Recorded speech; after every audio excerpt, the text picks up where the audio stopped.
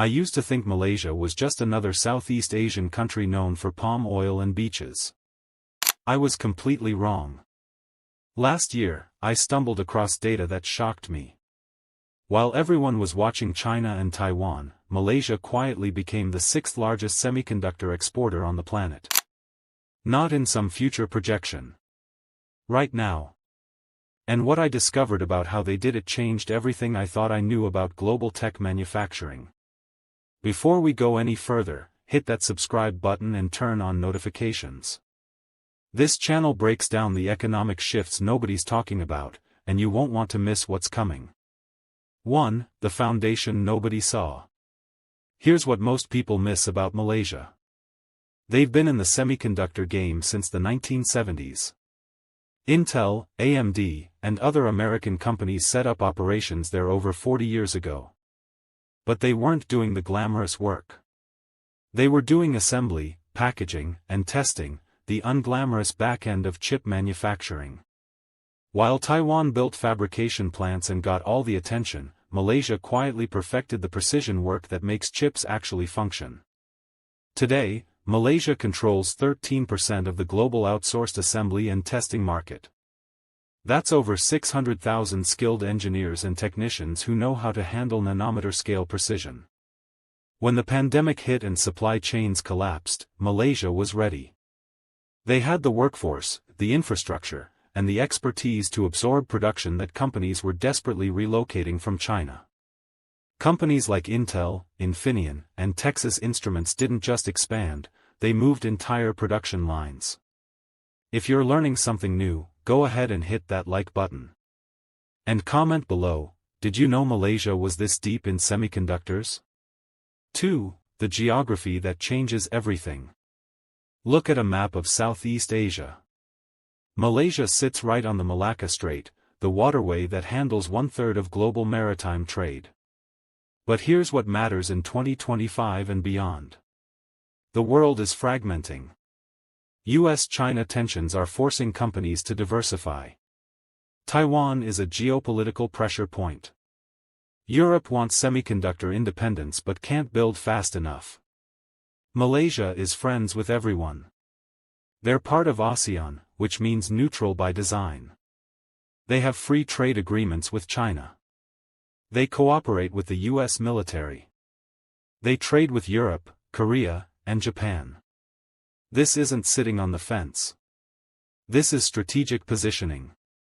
When Apple diversified its supply chain in 2023 to 2024, Malaysia got a significant share, not just assembly work, but high-value components like advanced sensors and power management chips. By 2024, Malaysia's semiconductor exports hit 575 billion ringgit, that's about $130 billion. For a country of 34 million people, that's massive. Subscribe if you want more breakdowns like this, because we're just getting started. 3. The investment wave. Here's where it gets interesting. In 2024, Malaysia launched the National Semiconductor Strategy with a goal, attract 500 billion ringgit in investment by 2030. As of March 2025, they've already secured over 63 billion ringgit. Intel committed $7 billion for advanced packaging. AT&S opened a €1.7 billion facility in Kulim. Infineon announced €5 billion over 5 years. ARM invested $250 million to train 10,000 engineers in chip design. These aren't token investments. These are companies betting their future production on Malaysian capacity. Malaysia's cost advantage is real. Building a semiconductor facility there costs 40% less than Taiwan and 60% less than the United States, not because of lower standards, but because of land costs and efficient permitting. When AT&S opened their substrate facility in Kulim in January 2025, the permits were approved in weeks, not years. If this is opening your eyes, smash that like button and let me know in the comments where you're watching from. 4. The talent equation. Let me make this personal. A semiconductor engineer in Malaysia earns around $45,000 per year. In Silicon Valley, the same role pays $150,000 minimum. But here's the difference. In Malaysia, that salary buys you a condo, a car, the ability to support your parents, and 30% savings. In California, you're struggling with rent. This creates reverse brain drain. Engineers are coming back from Singapore, the US, and Europe because they can build better lives at home. The Malaysian government saw this and created partnerships with MIT, Stanford, and top Asian universities. They fund PhDs with one condition: come back and work in Malaysia for 5 years. Malaysia employs over 600,000 people in semiconductors. They're training another 60,000 engineers by 2030 under the National Semiconductor Strategy. This isn't just importing talent. This is creating it, training it abroad, and bringing it home with cutting-edge knowledge. Subscribe to this channel if you want to see more stories like this. 5. The neutrality play. Here's the geopolitical reality. The United States needs Malaysia because decoupling from China requires alternative sources. Taiwan is a flashpoint. Malaysia provides stability. China needs Malaysia as a gateway to ASEAN markets and a hedge against Western restrictions. Europe needs Malaysia because their own semiconductor independence plans won't be ready until 2030. Malaysia knows this. In 2024, when the US applied pressure about semiconductor exports to China, Malaysia politely declined, and increased trade with both countries. They're not taking sides. They're taking orders from everyone. This neutrality isn't weakness. For a mid-sized country in a bifurcated world, it's brilliant strategy. Because here's the truth, both superpowers need Malaysia more than Malaysia needs to choose between them. If this perspective is changing how you see global power, hit that like button. Comment below your thoughts on this strategy. 6. What this actually means. You might be thinking, okay, Malaysia's doing well. Why should I care? Here's why. Every device you use has Malaysian components. Your phone. Your car. Your laptop. Your medical devices. The global economy runs on semiconductors.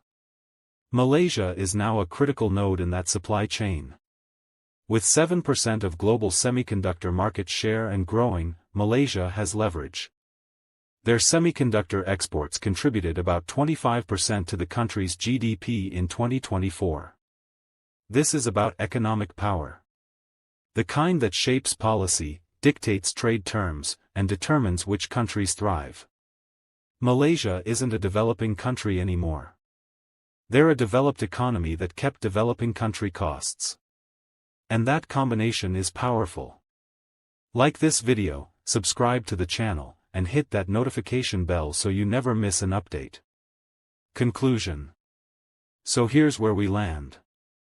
I started this video admitting I was wrong about Malaysia. I thought they were a side player. Turns out, they're becoming essential. And most people still don't know. The media isn't covering it. Your average person couldn't place Malaysia on a map. But in boardrooms across California, Berlin, Shanghai, and Tokyo, Malaysia comes up in every supply chain conversation. Because they did something smart.